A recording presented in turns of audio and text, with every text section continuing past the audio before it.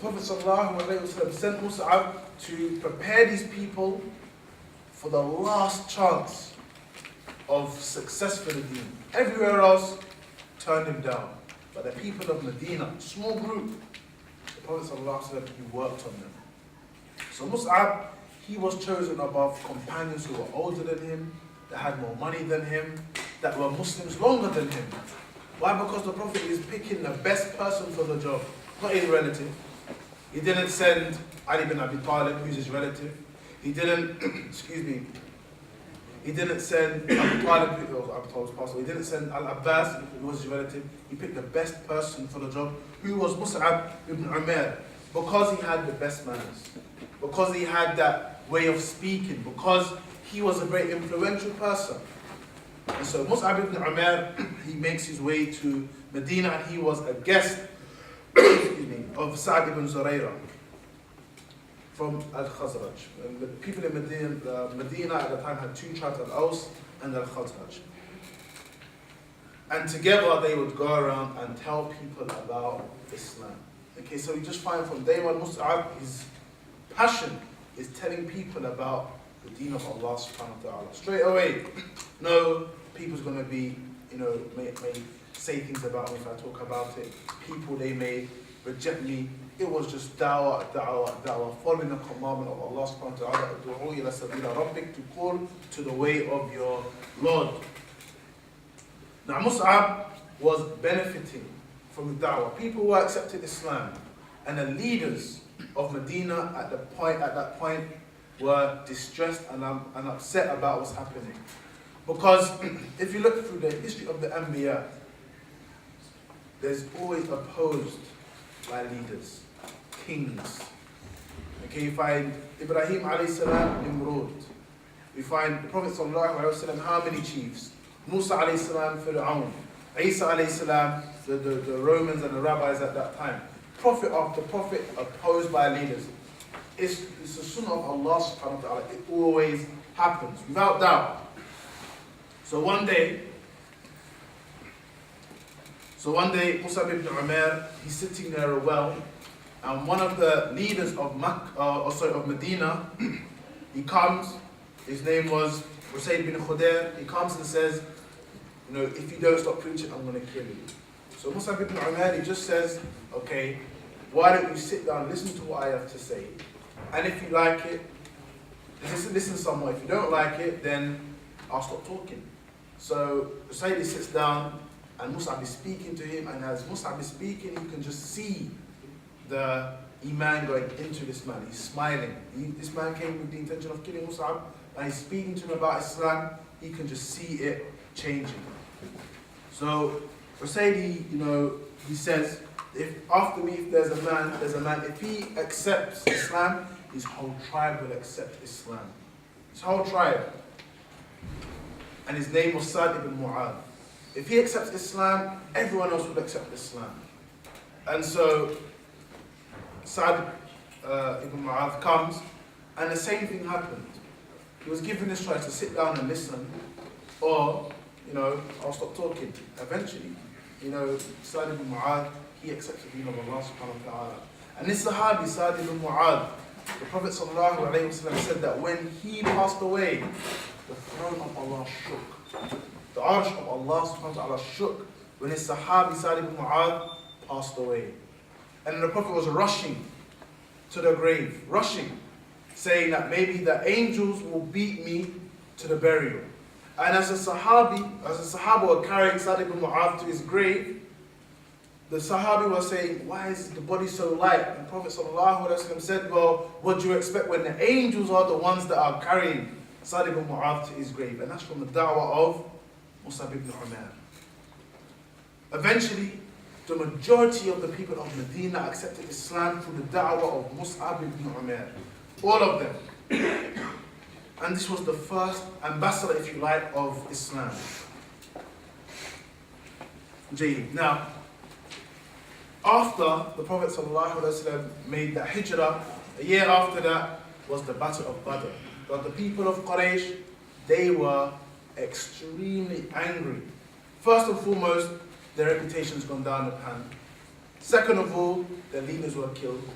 And then the Muslims, they have some kind of, the leaders weren't killed at that point. You know, they're humiliated. The Muslims have a base now, and they're calling people to Islam.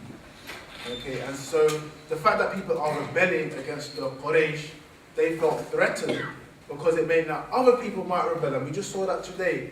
The uprising happened in Tunisia, then all over the place. People got courage. And so it was just like that with the people of Makkah. They want to put out the light of Islam so no one else even thinks about rising up in any kind of, resistance. So after the Battle of Badr, Mu'sab Ibn Umayr, he's walking and he sees his brother Al-Aziz. His brother Aziz Ibn Umayr, Abu Aziz rather. And Abu Aziz is been shackled. And so as Mu'sab is walking past, he looks at Abu Aziz and says to the guard, tighten his shackles even tighter because he has a mother that will pay a lot of money for him. Yeah? Abu Aziz, he says, Mu'sab, it's me, it's your brother. Mu'sab, he blanks him and then says, this man is more of a brother to me than you are. Why? Because they're united by La ilaha illallah Muhammadan Rasulullah. And that's what we're supposed to have, that love, as we mentioned, إِنَّمَا الْمُؤْمِنُونَ إِخْوَةً. The Prophet ﷺ mentioned, لَا يُؤْمِنُ أَحَدَكُمْ حَتَّى يُحِبَّ لِأَخِيهِ مَا يُحِبُّ لِنَفْسِهِ. None of you has truly believed until he loves for his brother what he loves for himself. So this love has to be there amongst us. Okay, so Mu'sab Ibn Umayr is making it clear that his love for Islam, it comes first. And that's why the Battle of Badr is known as Yawm al-Furqan, the day of criterion, because on that day, many things were made apparent about where the loyalty lies. Abu Bakr, radiallahu anhu, had a son by the name of Abdurrahman. And Abdurrahman, during the Battle of Badr, he wasn't a Muslim. So he says, because he was an archer, "Oh my father, I had you in my sights during the Battle of Badr, but I didn't want to shoot you because you're my father and I love you." Okay, very heartwarming, isn't it? Abu Bakr said, "If I had seen you on the battlefield, I would have killed you straight away." Why? Because that love is for the deen of Allah subhanahu wa ta'ala. We know Abu Ubaid actually did slay his father during the Battle of Badr. Umar ibn al-Khattab slayed his uncle during the Battle of Badr. Why? Because that unity of Iman is what brought them together. So, after the Battle of Badr, then you have the Battle of Uhud, and we're going to finish on this point, inshallah ta'ala. Now, during the battles, the way a person knew that their army was in the game, they hold up a flag or a standard. It's not like today when a plane goes over and a plane goes over and the armies never meet, if you like. Okay, the armies would come together to fight. And if you look up and you see your flag, you know that your army is still in the game. Okay? If the flag goes down, then that's when everyone just believes, because they know that their lives in jeopardy. So during the Battle of Uhud, the Prophet ﷺ was targeted from the beginning. Okay, after the archers disobeyed the commands, and the Prophet was besieged to the point where his teeth were knocked out, his lip was split, this helmet made of chainmail was crushed in his face. Very, very difficult situation. Now, when that happened, Mu'sab Ibn Umayr, he had the standard and he also had the sword. Okay, so what happened was, he's got the standard, he's got the sword, and the handle of his sword was cut. Okay, so that's got one hand.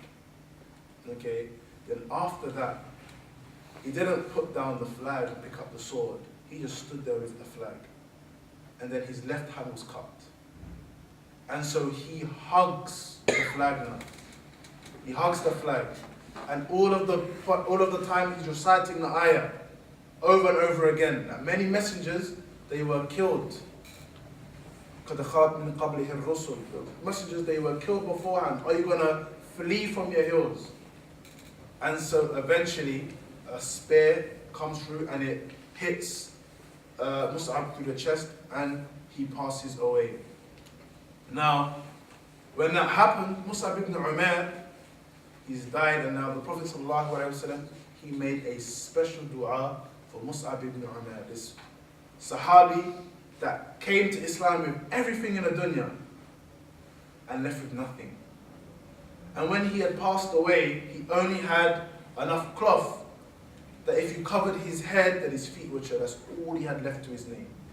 That one dusty garment that didn't even cover the whole of his body properly. So the Prophet ﷺ covered his feet with some earth and the plant. Now, years later, when Islam was, dominating, people accepted Islam all throughout Arabia, some food was presented to Abdurrahman ibn Auf.